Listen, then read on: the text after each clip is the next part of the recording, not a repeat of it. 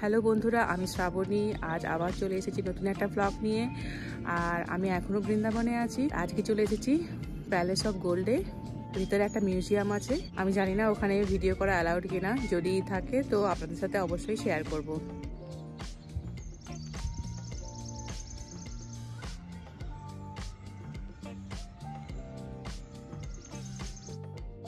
উনিশশো ৭২ সালে প্রথমে এটা স্বামী প্রভুপাদর বাসের জন্যই তৈরি হয়েছিল। তারপর 1977 সালে উনি দেহত্যাগ করার পর এটাকে ওনার স্মৃতিসৌধ হিসাবে বানানো হয় মার্বেল, গোল্ড আর কাঠ দিয়ে।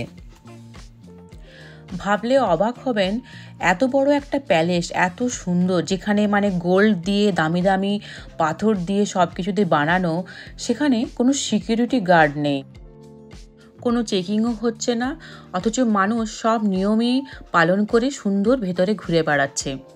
শুধুমাত্র ভেতরে একটা ট্যুর নিতে হয়, যেটা মিউজিয়াম আছে, মিউজিয়ামটা দেখার জন্য। আর ওই মিউজিয়ামটা খোলা থাকে সকাল 10টা থেকে বিকেল 4টে পর্যন্ত। মিউজিয়ামের ভেতরে ঢুকতে হলে ওখানে একটা টিকিট করে নিতে হয়, যেটা মাত্র দাম হচ্ছে $8।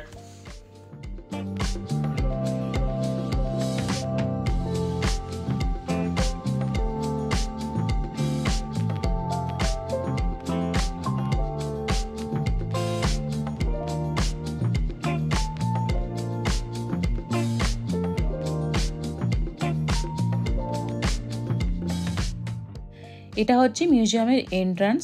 তো আমরা এখন ভেতরে যাচ্ছি ট্যুরটা নেব বলে।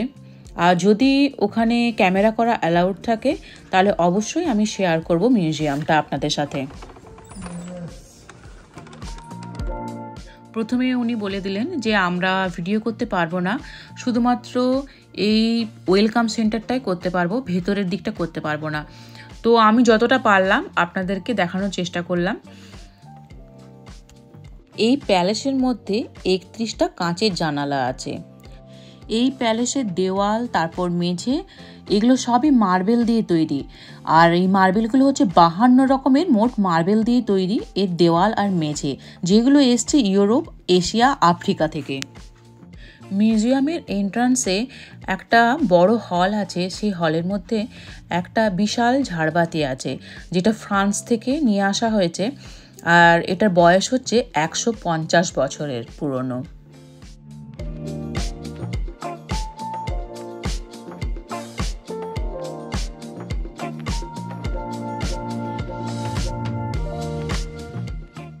ভেতরে ভিডিও অ্যালাউড নয় বলে আমি দেখাতে পারলাম না।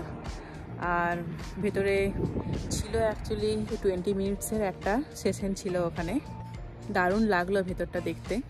প্রভুপাদর সব ব্যবহৃত জিনিস সব কিছুই ওখানে আছে, সব অ্যান্টিক জিনিসপত্র আছে। তো আমি সবই দেখে এলাম, কিন্তু দুর্ভাগ্যবশত আপনাদের সাথে শেয়ার করতে পারলাম না। যাই হোক, যেগুলো আপনাদেরকে দেখাতে পারবো সেগুলো তো দেখায়। এই যে এখানে দেখতে পাচ্ছেন, এগুলো হচ্ছে সব ওয়াটার ফাউন্টেন।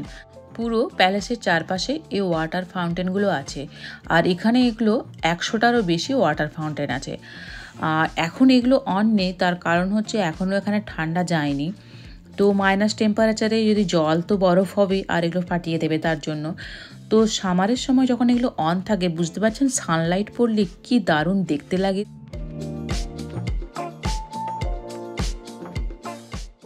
আমি দেখতে পাচ্ছি আমার সামনে 4খানা ময়ূর আছে। দাঁড়ান দেখাচ্ছি আপনাদেরকে। এই যে দেখুন,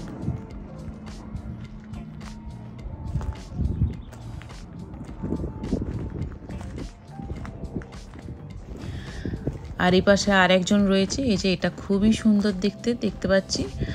আর উল্টো দিকে আর একটা বসে আছে একদম ওপরে। এই যে এই জায়গাটাতে বসে আছে দেখুন একটা। সব জায়গাতেই শুধু ময়ূরই দেখতে পাবেন। ওরা বলছিল যে এই সময়টাতেই, সকালবেলার এই সময়টাতেই ময়ূরগুলো আসে আর চারদিকে ঘুরে বেড়ায়। এখন আমি এই জায়গাটায় এসেছি। এই যে দেখুন, এই জায়গাটা থেকে বাইরেটা দেখানো হচ্ছে। আর বাইরেটা দেখুন, পুরো এই পাশটা জঙ্গলে ঘেরা।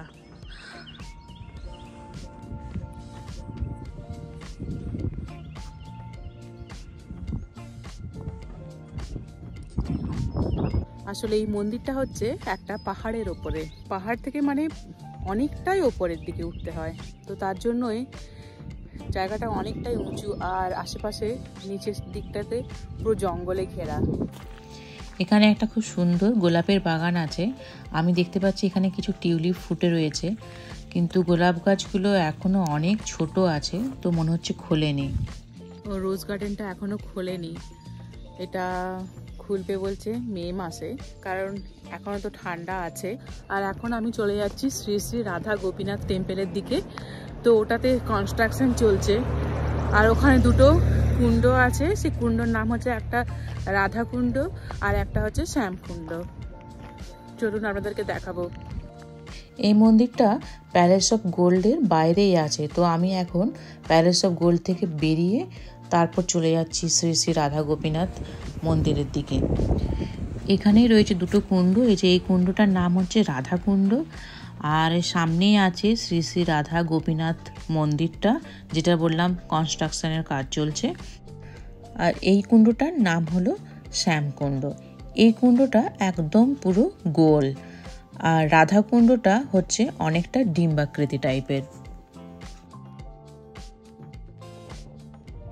তো আমি এখন আবার নিউ বৃন্দাবনের দিকে ঢুকছি, কারণ প্যালেস অফ গোল্ডটা একটু বাইরের দিকে ছিল, আর যাবার সময় আমি পুরোটাই হেঁটেই যাব। এই গাছটাতে আমি একটা জিনিস লক্ষ্য করলাম, তার জন্যই দেখাচ্ছি আপনাদেরকে। দেখুন কি সুন্দর করে কলম করেছে গাছটাতে, এই যে এখানে একটা বানিয়েছে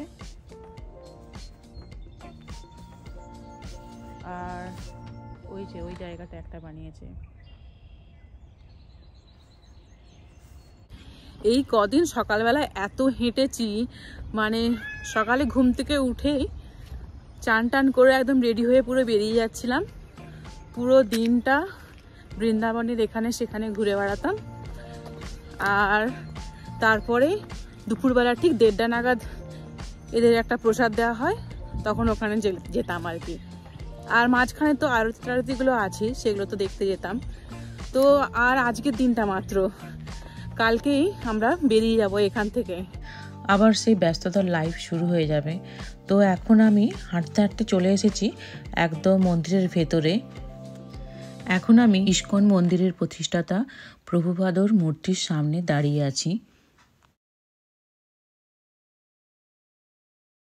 সকালবেলায় যখন মঙ্গল আরতি করতে এসেছিলাম, তখন এই রাধাকৃষ্ণের এই রূপ থেকে আর নিজেকে সামলাতে পারিনি, মনে হচ্ছিল কখন একটা আমি ছবি তুলব, এত সুন্দর দেখতে লাগছিল। দেখুন আপনাদের সাথে তাই আমি শেয়ার করলাম। আর সব ঠাকুরকে একই রঙের কাপড় পরানো, দারুণ দেখতে লাগছিল। ঠাকুর দর্শনের পর আমি আবার বেরিয়ে পড়েছি আরও কিছু জিনিস শেয়ার করব বলে। যেমন এই হাতিটা দেখছেন, 1986 সালে মালিনী নামে একটি হাতি নিয়ে আসা হয়েছিল এখানে। তো ওই হাতিটা মারা যাবার পর এই স্ট্যাচুটা বানানো হয়েছে। আর এই যে এই সরোবরটা দেখছেন, এটার নাম হচ্ছে পদ্ম সরোবর। তো এখন পদ্ম সরোবর নাম হলেও শুধুমাত্র মাছই আছে দেখতে পাচ্ছি। আর এত আমরা ময়ূর দেখছি, এই ময়ূরগুলো সব থাকে হচ্ছে পদ্ম সরোবরের পাশেই। যেমন এখান থেকে শুরু হয়ে গেছে, দেখুন এই যে একটা ময়ূর এখানে হেঁটে বেড়াচ্ছে।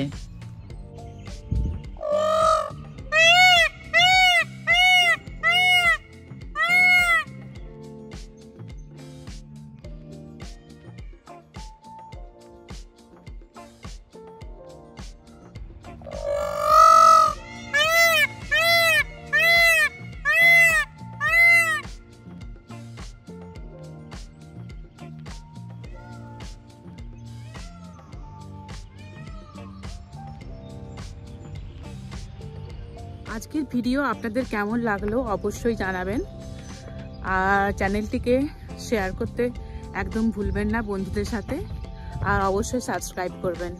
এখনও অনেক বন্ধু আছেন যারা হয়তো ভিডিও দেখছেন কিন্তু সাবস্ক্রাইব করছেন না, তো প্লিজ সাবস্ক্রাইব করে দেবেন। দেখা হচ্ছে পরের ভিডিও নিয়ে, ততক্ষণের জন্য বাই।